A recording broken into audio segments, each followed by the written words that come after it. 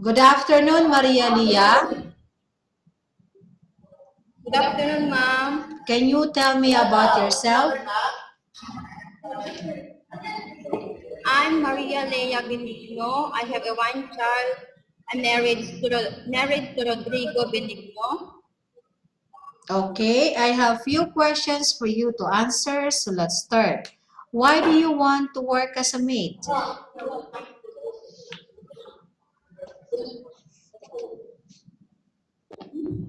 Pardon, ma'am? Okay, why do you want to work as a maid? To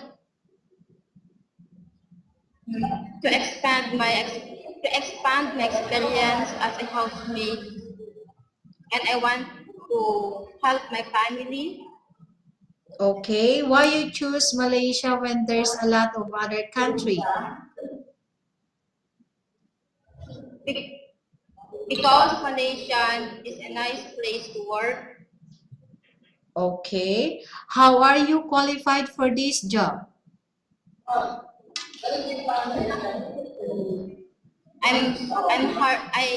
am a hardworking, and I'm follow the instruction of my employer. Okay, may I know what is your educational level is? I'm high school graduate. What is your recent experience? Housemaid. Have you worked abroad before? Pardon, ma'am? Have you worked abroad before? No, ma'am. Do you have experience of taking care of baby? Yes, ma'am. And whose baby you taking care of? My own baby. Okay, and how about elderly people? Do you have experience? Yes, ma'am. And whose elderly you taking care of? My grandmother. Okay, do you have any other special skills? Is cooking. Cooking. Are you willing to learn new skills? Yes, ma'am. Are you willing to work with a family where the mother-in-law or any relatives stay together? Yes, ma'am. Currently, are you still working now?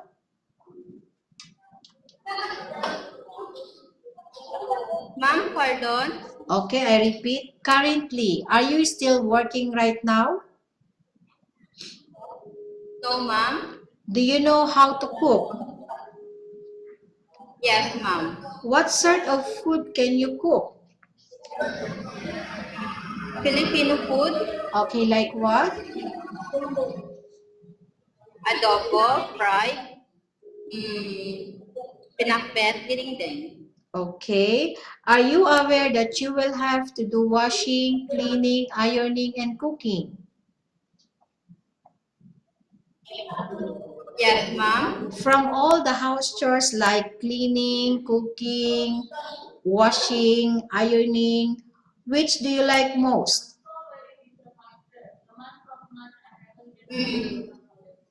Cooking. Okay. If ever you were selected to work in Malaysia, who will take care of your kids? My husband and my mother.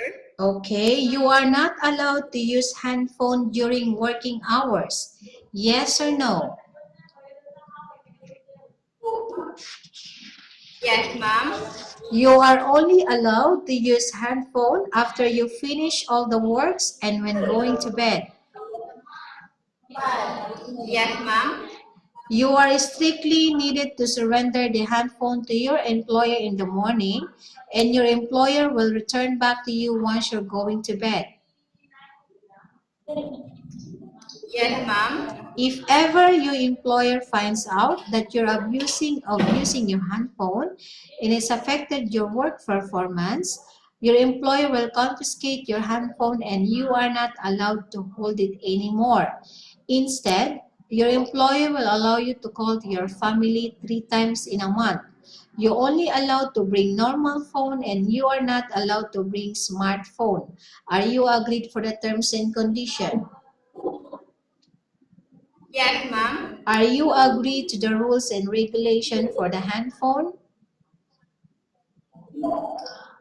Ma'am, pardon? I repeat, are you agreed to the rules and regulation for the handphone? Yes, ma'am. How many years is the contract as you agreed in understands? 2 years contract. Can you describe for me your ethics, your attitude? Ma'am, pardon? Can you describe for me your ethics, your attitude?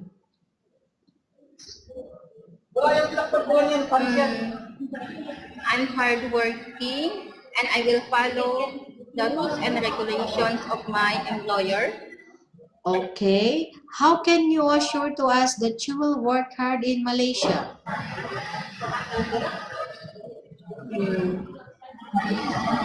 I will do my best to work hard, to work at the housemaid in the Malaysia. Mm-hmm. Okay. Can you promise not to use the telephone without the permission of your employer? Yes, ma'am. Can you promise not to put on makeup but to dress properly while work? Yes, ma'am. Can you promise not to invite friends and relatives without the consent of your employer? Yes, ma'am. Can you promise not to ask for advance salary from your employer under any circumstances? Yes, ma'am. Do you really understand of the rules and regulations of the agency? Yes, ma'am. Do you pay any placement fee for you to come to Malaysia to work as a maid? No, ma'am. Do you have any history of sickness, example breast cancer, or any other illness? None, ma'am. Do you suffer from any skin diseases, allergy, or physical defect? No, ma'am. Have you suffered from any serious illness? No, ma'am. Do you smoke?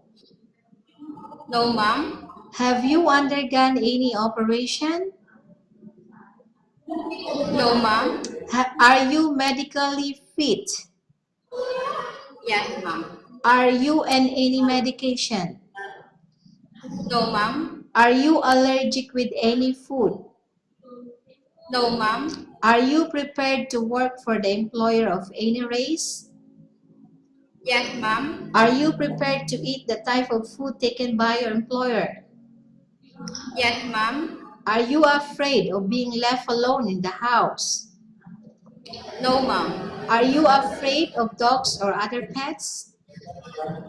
No, ma'am. Can you promise to work according to instruction from your employer? Yes, ma'am. Do you have any immediate family working in Malaysia? None, ma'am. Okay, Maria Leah, we have finished our question section. Let's go to case study. I have a case study for you and I want you to answer me truthfully. Okay?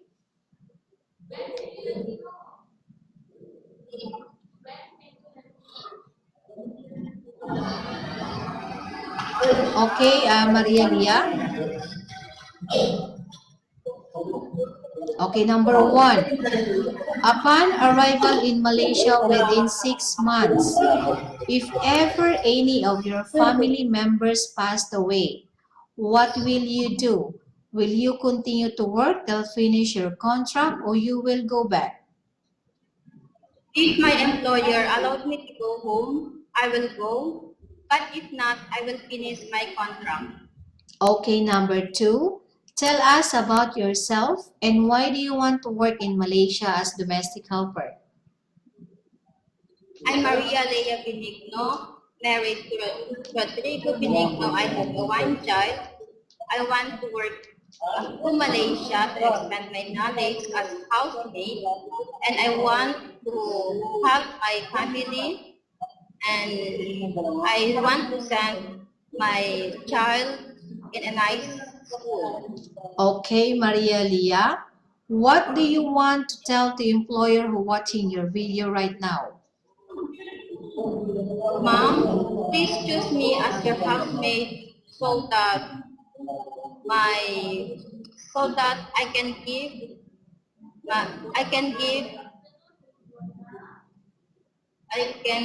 the need of my family and for my children and I promise that I work and I'll follow the rules and regulations of your house. Okay, thank you very much, Maria Leah. We will update to your agency if there's any selection made by the employer. Okay, ma'am. Thank you.